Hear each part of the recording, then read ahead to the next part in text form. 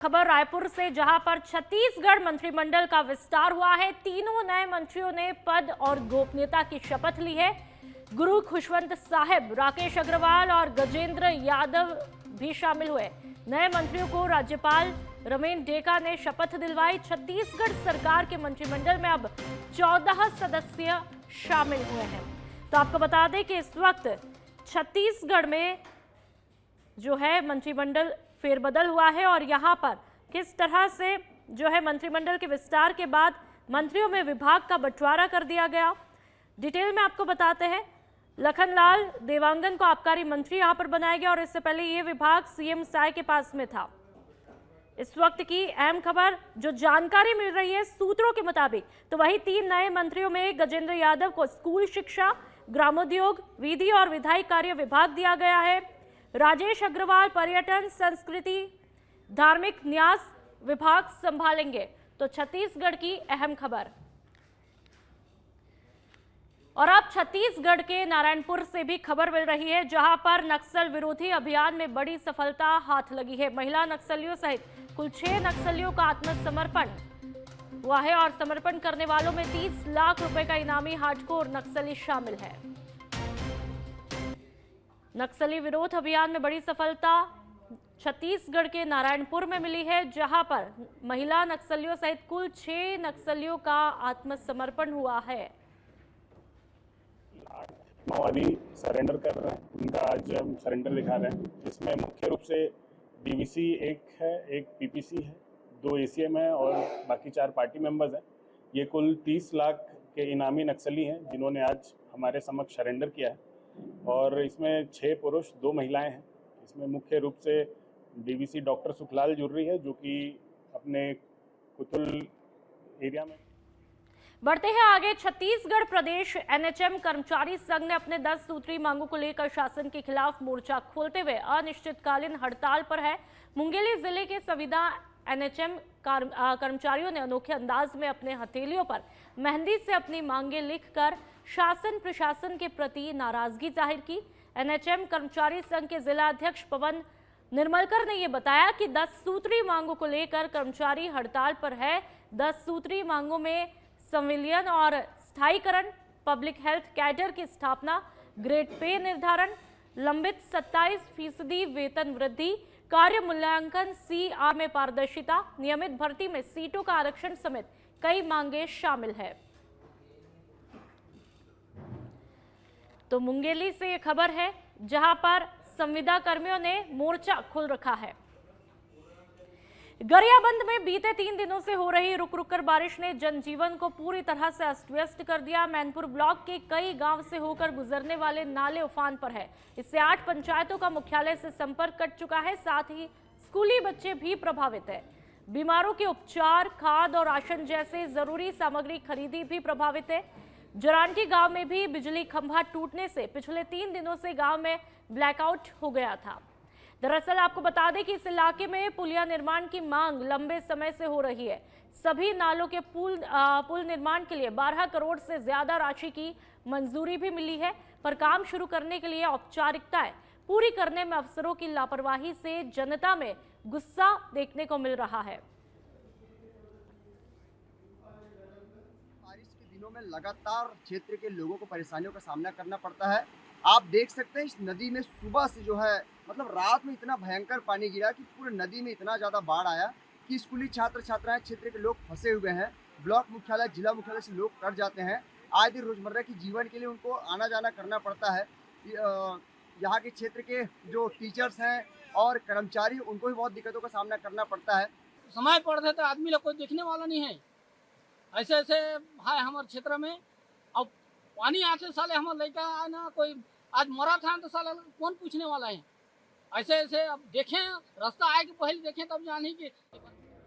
और चलिए बढ़ते आगे। छत्तीसगढ़ के कांकेर से खबर, जहां पर मुख्य सड़क पर गायों का जमावड़ा रहने से आवागमन प्रभावित रहता है। साथ ही गायों के अचानक बीच सड़क पर आ जाने से दुर्घटना की संभावना रहती है। गायों का झुंड दिन भर बीच सड़क पर बैठा रहता है और इसी कारण चौपहिया वाहन चालकों को परेशानियां उठानी पड़ती है। इसको लेकर आमजन ने कई बार अधिकारियों को अवगत भी करवाया, लेकिन कोई कार्रवाई नहीं की गई। बैठी हैं यहाँ से महज 10 मीटर की दूरी पे कलेक्टर का बंगला है। आप बताइए, इसी रास्ते से कलेक्टर साहब आना जाना करते हैं। बड़ी असहज स्थिति है और इन गायों की वजह से या इन पशुओं की वजह से कोई भी व्यक्ति दुर्घटना का शिकार हो सकता है। ये भी हो सकती है, जान माल का नुकसान हो सकता है, घायल हो सकता है। तो आखिर नैतिक जिम्मेदारी किसकी बनती है? शहर में जो गाय बैठे हैं उसके वाकई में हमारे शहर के लिए बहुत बड़ी समस्या है। जो हमारे जो जानवर बैठे हैं उसके जो मालिक हैं वो उनको बिल्कुल छोड़ दिए। उनकी भी जिम्मेदारी बनती है कि अपने पशु को अपने घर में अपने व्यवस्थित रखें। तो ये अभी हमारी सरकार एक नया योजना ला रही है। गौ जो पहले गौठान नाम चलती थी, अब गौधाम के नाम से नई योजना आ रही है। बहुत जल्दी ये योजना हर शहर हर गांव में लागू हो जाएगा। उसके उपरांत सभी गांवों को एक जो गौधाम बन रहा है वहाँ पे रखा जाएगा, वहाँ चरवाहों को व्यवस्था की जाएगी उनकी अन्य चारा की।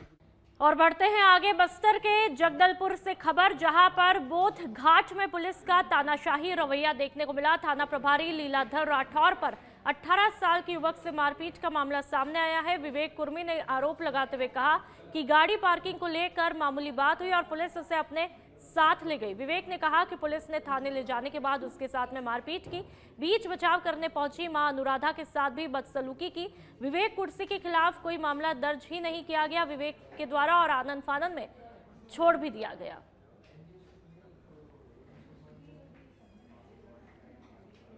विष्णु के सुशासन की एक और बात की जाती है, दूसरी ओर बोधघाट पुलिस के द्वारा 18 वर्षीय युवक के साथ मारपीट की जाती है।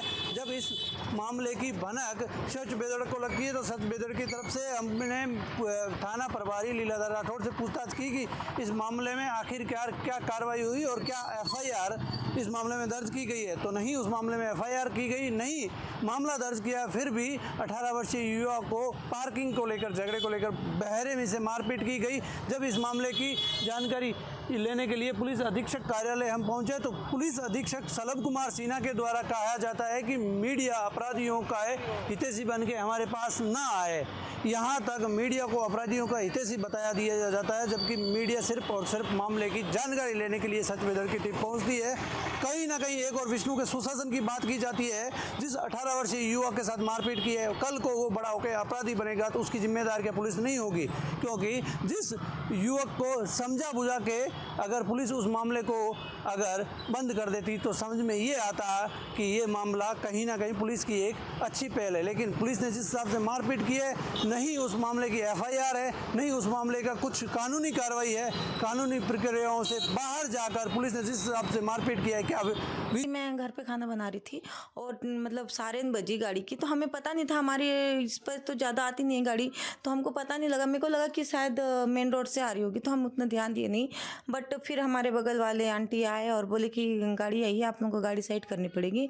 तो मैं ना ये गए, जिनका मेरा दामाद है जो उड़ीसा में रहते हैं, उनकी गाड़ी आई थी, वो आते जाते रहते हैं सर। तो वो बस निकलने ही वाले थे जस्ट, फिर गाड़ी आई तो वो लेके चले गए अपनी गाड़ी, वो चले निकल गए। फिर ये बोले कि उनके मौसा लगते हैं, तो ये बोला कि गाड़ी क्यों, हम जब सबको ही अपने द्वार पे लगाते हम भी अपने ही द्वार पे लगाएंगे, ये हमारा जगह है। तो अभी इसको इतना ये मालूम नहीं है ना सर, तो ये हमारा द्वार है तो हम अपने ही द्वार में लगाएंगे ना, कहाँ लगाने लेके जाएंगे। ये इसकी बस ये गलती है सर, इससे कोई ना, इसने तू तड़ाक में बात की है ना, गाली गलौज बोली है ना, कुछ भी बोली जो मैं सुनी। जहाँ तक मैं तो अंदर थी तो मुझे इतना नहीं पता। तो फिर उसके बाद में मैं बताया गया, तो मैं ये जैसे अंदर आया कि ऐसा है ऐसा बोल रहे हैं, तो मैं पीछे से बाहर निकली तो सर से बात हुई जो पेट्रोलिंग पे आए थे।